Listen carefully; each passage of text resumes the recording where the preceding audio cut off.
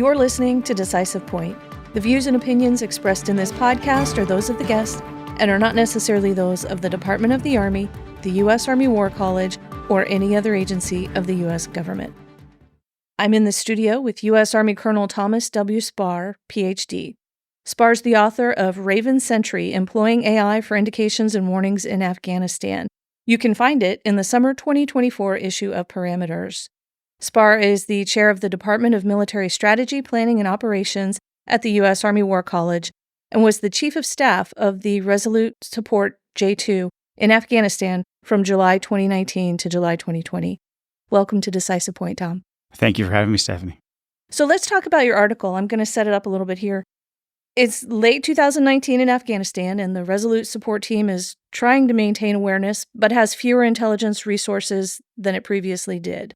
So they developed Raven Sentry, an AI model that used unclassified data sources to predict future attacks on Afghan district and provincial centers.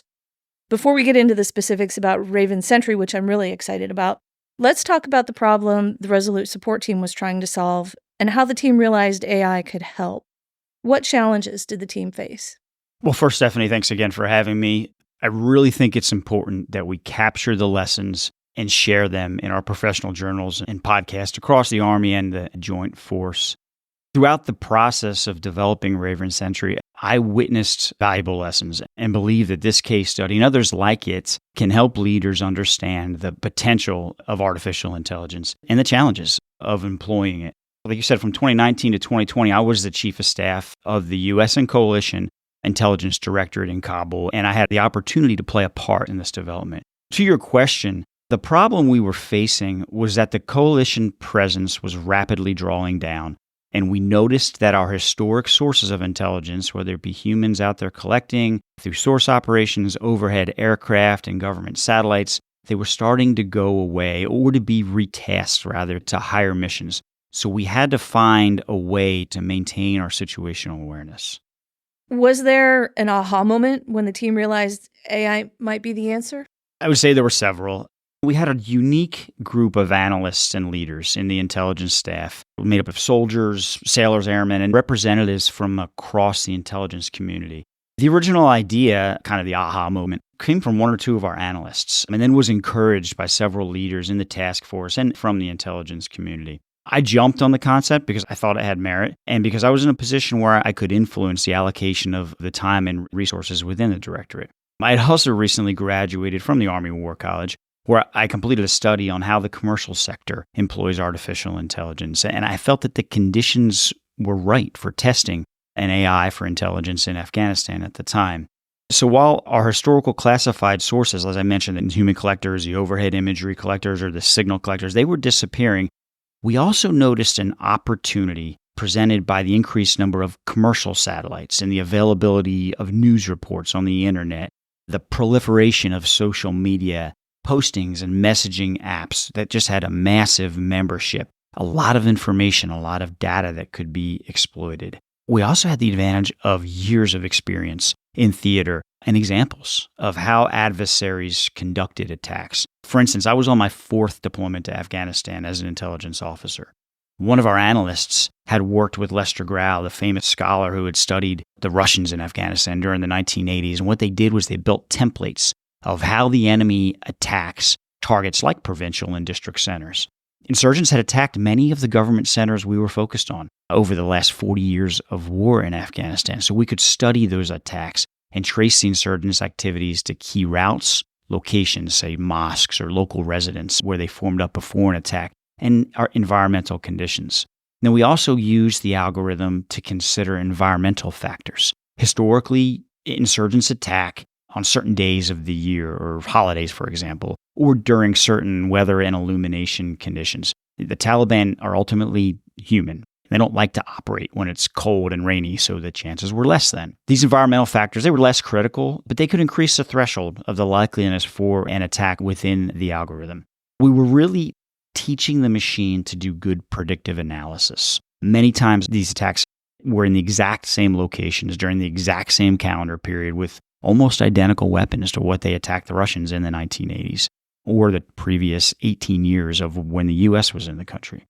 The beauty of the AI is that it continued to update that template. The machine would learn as it absorbed more data. How did Raven Sentry actually come to fruition? I would credit the unique blend of people and circumstances.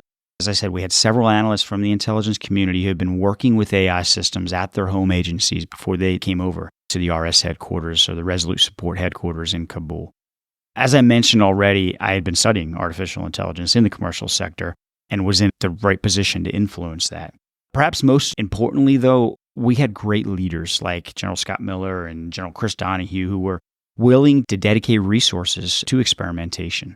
We also had a sense of urgency as the drawdown was happening rapidly during this time, and we needed to find innovative ways to remain aware of the environment we were operating in. To narrow the scope of the problem, because it was a big problem, we focused on provincial and district headquarter attacks. These were really important because of the effect a successful Taliban or ISIS-K attack would have on a provincial or district headquarters on the information environment. Even if the insurgents only took over a government center for a very short period of time, it would be all over the press and the internet and make the Afghan government really look bad. It looked like they were incapable of defending themselves or the Afghan people.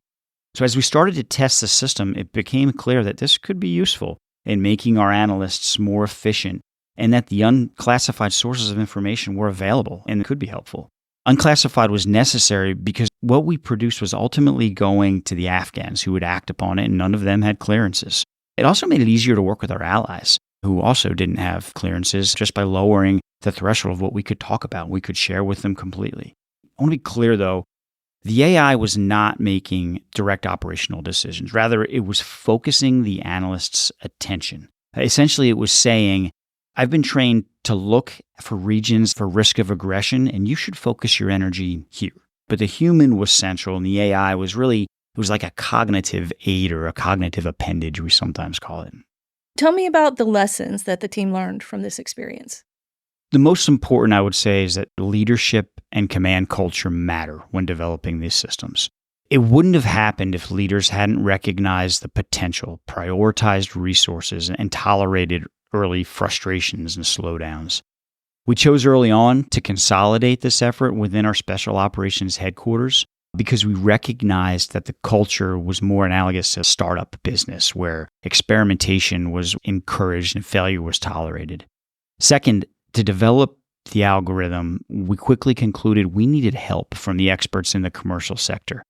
The military just can't keep up with innovations in artificial intelligence in business and academia today. So we needed to partner with these experts to gain access to the latest technologies.